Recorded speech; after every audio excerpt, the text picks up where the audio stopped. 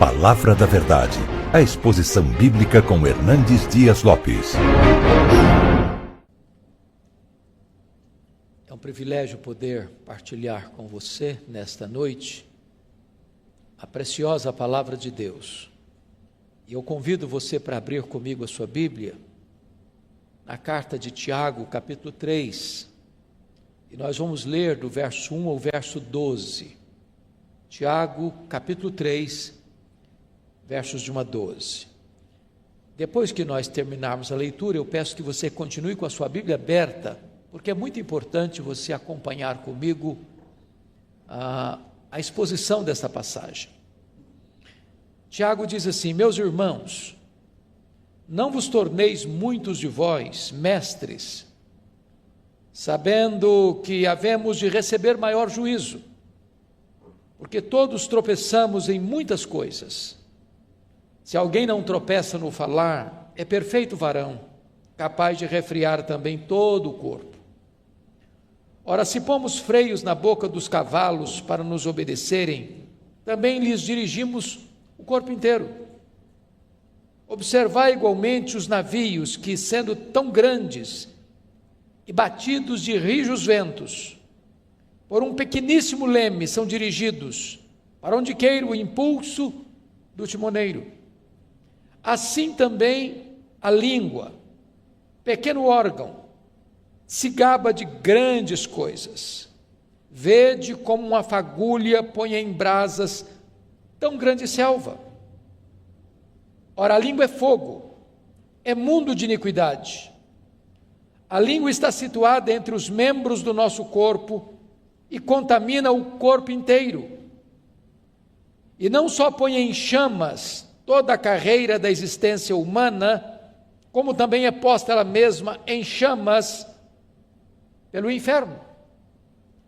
Pois toda espécie de feras, de aves, de répteis e de seres marinhos se doma e tem sido domada pelo gênero humano. A língua, porém, nenhum dos homens é capaz de domar. É mal incontido, carregado de veneno mortífero. Com ela bendizemos ao Senhor e Pai, também com ela amaldiçoamos os homens feitos à semelhança de Deus. De uma só boca procede bênção e maldição. Meus irmãos, não é conveniente que estas coisas sejam assim. Acaso pode a fonte jorrar do mesmo lugar o que é doce e o que é amargoso? Acaso, meus irmãos, pode a figueira produzir azeitonas ou a videira figos? Tampouco fonte de água salgada pode dar água doce. Eu gostaria de conversar com vocês sobre o seguinte tema hoje à noite: cuidado com as suas palavras. Bom, esta carta foi escrita por Tiago. É preciso prestar atenção que este Tiago aqui não é o Tiago apóstolo, irmão de João, porque aquele foi morto em Jerusalém, por ordem de Herodes Agripa I. Este Tiago aqui é o Tiago irmão de Jesus, filho de Maria, que foi um dos líderes da igreja de Jerusalém. Este Tiago era um dos colunas da igreja de Jerusalém. E esta carta que ele escreveu é chamada de o livro de Provérbios do Novo Testamento, porque é uma carta prática, que trata de assuntos práticos. Ele traz no bojo desta carta quais são as evidências de uma pessoa salva pela fé. E ele evidencia então que você prova a sua fé em Cristo mediante as obras diante dos homens. E um dos assuntos práticos que Tiago trata nesta carta é exatamente a questão do cuidado com a língua. No capítulo 1, no verso 19, Tiago já chama a sua atenção para esse fato: todo homem seja tardio para falar. O silêncio é mais eloquente do que o falatório desproposital. E ele avança um pouco mais no capítulo 1, no verso 26, e vai dizer: se alguém supõe ser religioso, deixando de refriar a língua, antes enganando o próprio coração, a sua religião é vã. O que Tiago está dizendo, que se de fato você e eu somos religiosos, no sentido de sermos legítimos cristãos, isso implica em que a nossa língua terá controle, haverá domínio próprio. Quem está no comando da nossa vida é o próprio Espírito de Deus. E isso também na área da comunicação. No livro de Provérbios, lá no capítulo 18, verso 21, está escrito assim: a morte e a vida estão no poder da língua. Quem bem a utiliza, come do seu fruto. Então você pode dar vida ou você pode matar os seus relacionamentos, dependendo da maneira como você se comunica. No livro de Provérbios ainda, há um texto que para mim é emblemático. E eu gostaria que você, com a Bíblia aberta comigo, pudesse observar esse texto, porque ele trata de 6 pecados que Deus aborrece, e de um 7º pecado que a alma de Deus abomina, que é o ponto culminante da abominação divina. Quais são esses 6 pecados que a alma de Deus aborrece? Primeiro, ele diz aí, olha comigo o verso, capítulo 6, 17, olhos altivos. Deus não tolera gente soberba. Segundo, língua mentirosa. O mentiroso aborrece a Deus. Terceiro, mãos que derramam sangue inocente. Pensa comigo hoje em quantos abortos são praticados no Brasil. Quantos bebês que são martirizados, trucidados, esquartejados no ventre materno e sugados de lá, do sacrário mais bendito da vida, o ventre, como uma verruga pestilenta. Isso aborrece a Deus. Depois o texto diz, em 4º lugar, coração que trama projetos iníquos, gente que fica maquinando mal. Deus aborrece isso. Depois Deus diz, pés que se apressam a correr para o mal, gente que não só concebe, mas tem pressa para praticar o mal. Deus aborrece isso. 6º lugar, testemunha falsa que profere mentiras, que inverte os fatos. Deus aborrece isso. Mas o 7º pecado que a alma de Deus abomina, preste atenção, é este: o que semeia contendas entre irmãos. O que eu fico impressionado é que Deus diz que esse pecado é mais grave aos seus olhos do que o assassinato. Já pensou nisso? Pessoas que jogam um irmão contra o outro, pessoas que usam a sua língua para provocar contendas, brigas, discórdias, dissensões, que maculam a imagem do seu irmão diante de outro irmão, para destruir a sua reputação. A Bíblia diz que Deus abomina isso. Deixa eu lhe dar um exemplo. Está lá no primeiro livro de Samuel, quando Saul, já insano, perseguiu seu genro, Davi, para matá-lo. E diz a Bíblia que nessas fugas de Davi, não porque Davi tivesse medo do seu sogro, ou porque Davi fosse covarde, Davi tinha consciência de que não podia tentar contra o seu sogro, vingar-se do seu sogro. Então, certa feita, ele passou por Nob, onde havia uma comunidade de sacerdotes. E Davi foi acolhido ali por eles. E um indivíduo chamado Doeg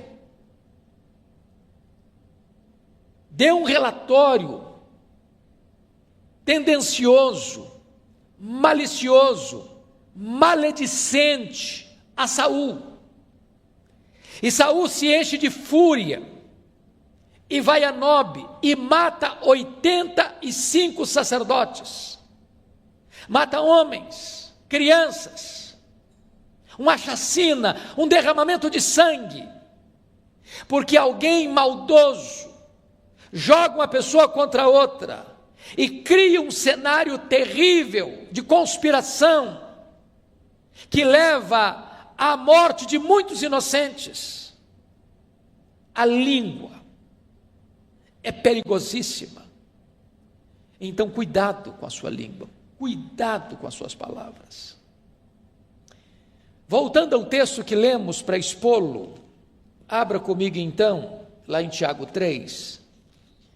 E Tiago começa alertando para o seguinte fato. Olha comigo, versículos 1 e 2. Meus irmãos, não vos torneis muito sabendo que havemos de receber maior juízo. Então, preste atenção. Quanto mais alta a posição que você tiver, mais de você será exigido. Quanto mais privilégios, mais responsabilidades. O grau de exigência vai crescer. Mas no verso 2 ele diz assim: porque todos tropeçamos em muitas coisas. A primeira realidade que eu noto nesse versículo é que Tiago está sendo prático e honesto. Se você é uma pessoa honesta, você sabe que você também, como eu, nós tropeçamos. Tropeçamos na nossa própria língua. Quantas vezes nós falamos quando não devíamos ter falado? Quantas vezes nós nos calamos quando deveríamos ter falado? Quantas vezes as nossas palavras não foram as melhores, não trouxeram edificação? Quantas vezes as nossas palavras não transmitiram graça aos que nos ouviram? Então, todos nós tropeçamos em muitas coisas, e Tiago diz: se alguém não tropeça no falar, é perfeito varão, capaz de refrear todo o seu corpo. Então, diante deste aspecto, Tiago vai nos ensinar 3 lições aqui que eu quero destacar do texto. Primeiro, é que a língua tem o poder de dirigir. É isso que ele trata nos versos 3 e 4. Segundo, a língua tem o poder de destruir. É o que ele trata nos versos 5 a 8. Terceiro, a língua tem o poder de deleitar, trazer prazer. É o que ele fala dos versos 9 a 12. Então eu quero tratar com você desses 3 aspectos da língua. Ela dirige, ela destrói e ela deleita. Vamos olhar então a primeira lição. A língua tem o poder de dirigir. E no verso 3, ele compara a língua como um freio de um cavalo. Um cavalo é um animal doméstico, que é usado para o trabalho doméstico, ou para montar, ou para o serviço. Ele tem uma força descomunal. Você não consegue medir forças com um cavalo. Porém, quando o cavalo é domado, você põe nele um freio. E mesmo que uma criança suba na sela, com as rédeas na mão, aquele cavalo obedece o comando. O que Tiago está dizendo, que a nossa língua pode nos dirigir, como um freio dirige um cavalo, e toda a nossa força, e toda a nossa energia, pode ser canalizada para o bem e não para o mal, para um bom serviço e não para um desastre. A segunda figura que Tiago usa, está no verso 4, eu peço que você observe comigo. Ele compara a língua que dirige como um leme de um grande navio, que singrando os mares encapelados, enfrentando as ondas revoltas, nos mares da vida, aquele pequeno leme, o timoneiro consegue conduzir o navio, para não se chocar contra as rochas, para não enfrentar um iceberg, para não ir ao naufrágio trazendo prejuízos, perdas e desastres, com muitas mortes. Então Tiago está dizendo que da mesma maneira que um leme pode conduzir, o timoneiro pode conduzir o navio nos mares revoltos da vida, se você tiver domínio na sua língua, se a sua língua estiver domada pelo Espírito Santo, você vai ser conduzido em segurança, não permitido que você produza desastres por onde você passar. Este é o primeiro aspecto. Bom, você conhece tantas pessoas que por causa das suas palavras levam pessoas à ruína. Eu já assisti alguns filmes, por exemplo, da Segunda Guerra Mundial. É sabido de todos que Adolf Hitler era um orador que eletrizava as multidões. Ele conseguia manter presa uma vasta multidão com os seus discursos eloquentes, mas induzindo essas pessoas para o mal, para a destruição, para a ruína. E foi um dos homens mais perversos da história, um homem que manchou suas mãos de sangue e deixou um legado inglório, vergonhoso, desastroso para a história da humanidade. Porque esse dom da palavra foi usado para o mal. Ao mesmo tempo você pega o exemplo de Martin Luther King, que foi um homem que usou o seu discurso, não para provocar desavença, dissensão, guerra, mas num tempo de grandes tensões no seu país, de segregação racial, ele consegue fazer um grande movimento de paz, porque você pode dirigir a sua vida para o bem ou para o mal. Quem domina a sua língua, consegue dominar todo o seu corpo. Mas agora, Tiago vai tratar da segunda figura, a língua tem o poder de destruir. E eu chamo a sua atenção, porque ele vai dizer no versículo 5, assim também a língua, pequeno órgão, se gaba de grandes coisas. Vede como uma fagulha põe em brasas tão grande selva. O ano passado, e este ano também, nós tivemos no mundo muitos incêndios, terríveis incêndios, na Austrália, na Califórnia, na Amazônia. Nós tivemos incêndios de grandes monumentos, como a Catedral de Notre Dame, em Paris. E às vezes, uma pequena fagulha, um fósforo que você risca, ou uma guimba de cigarro, pode provocar um incêndio avassalador, descomunal, de consequências trágicas, de prejuízos colossais. Assim a língua.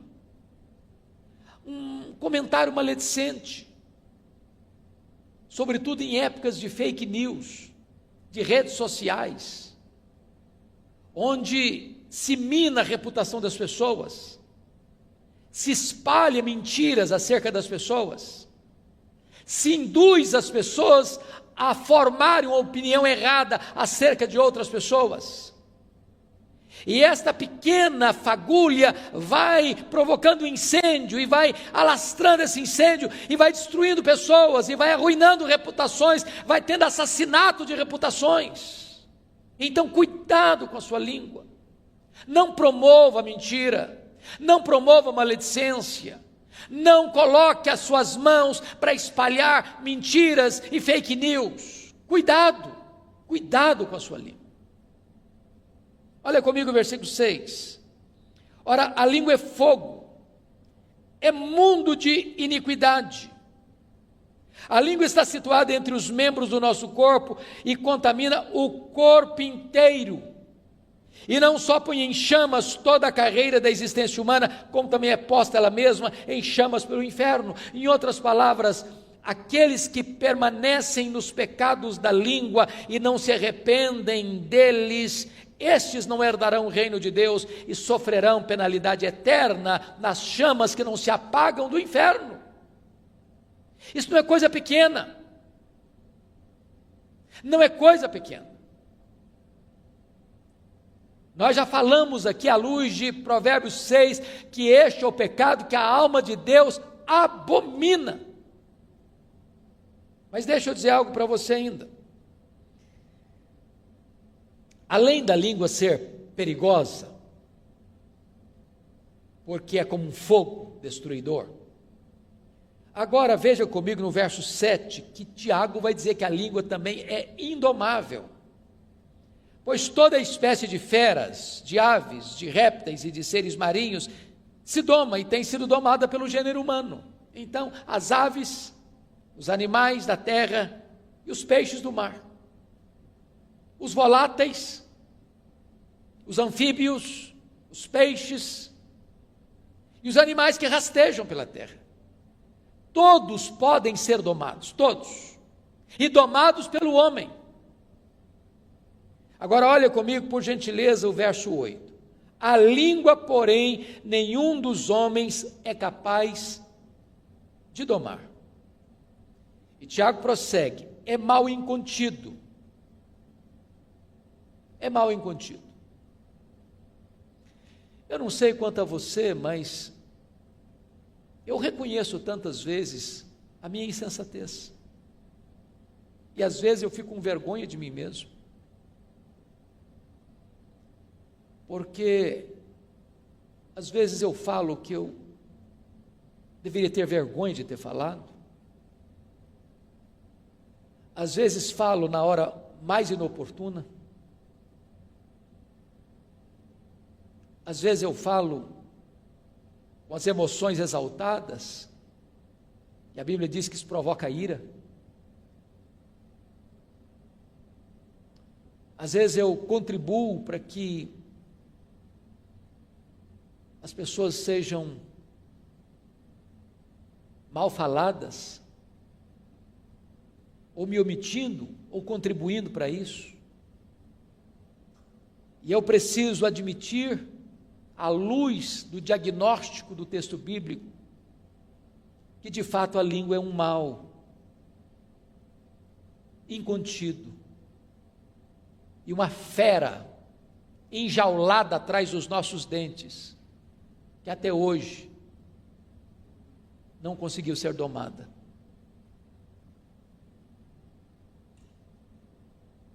Se esta fera não tem sido domada, mais do que nunca, vale então o alerta: cuidado com as suas palavras. Palavras que saem da nossa boca não voltam mais. São como uma flecha que é atirada. Um comentário mal feito é como subir no alto de uma montanha e soltar um saco de penas. Não se recolhe todas mais. Mas ainda Tiago vai dizer que esta língua, além de perigosa e indomável, ela é também um veneno mortífero. Olha comigo o versículo 8. Ela é carregado de veneno mortífero. E esse veneno é pior que o veneno de uma cobra. Porque o veneno da cobra é o próprio Deus quem coloca nela. Mas esse veneno da língua não é Deus quem coloca. É a malignidade do nosso pecado. É a inclinação da nossa carne que é inimizade contra Deus.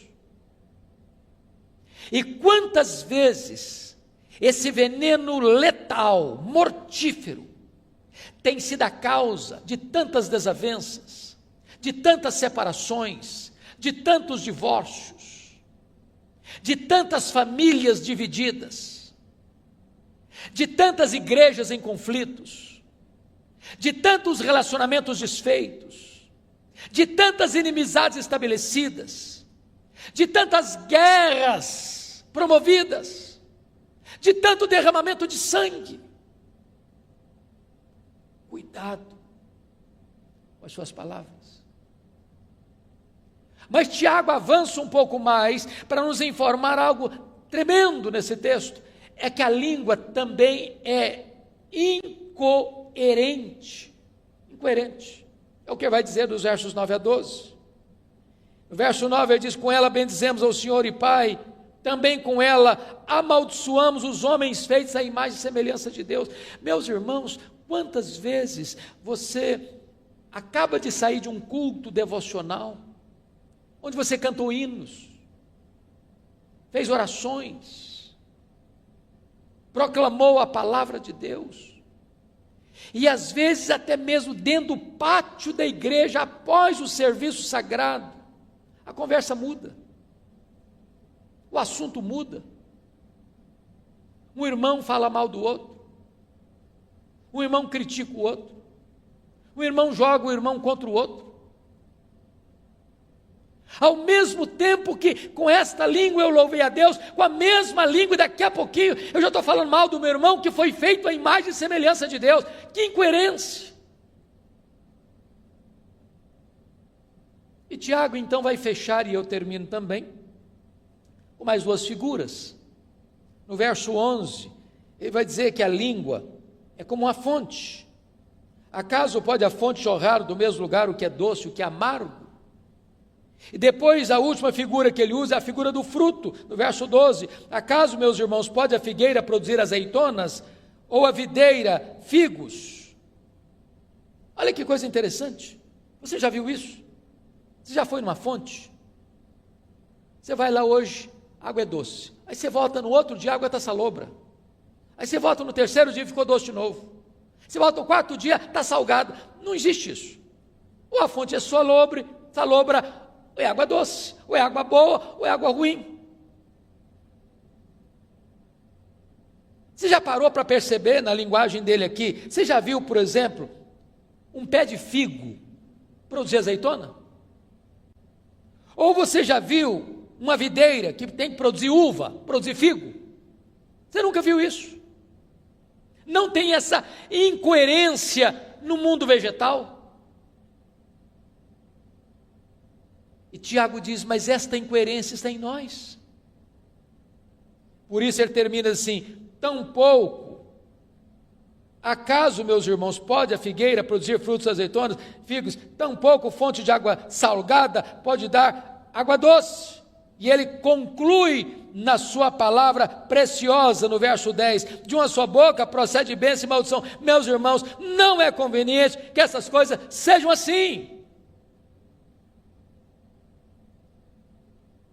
Bom,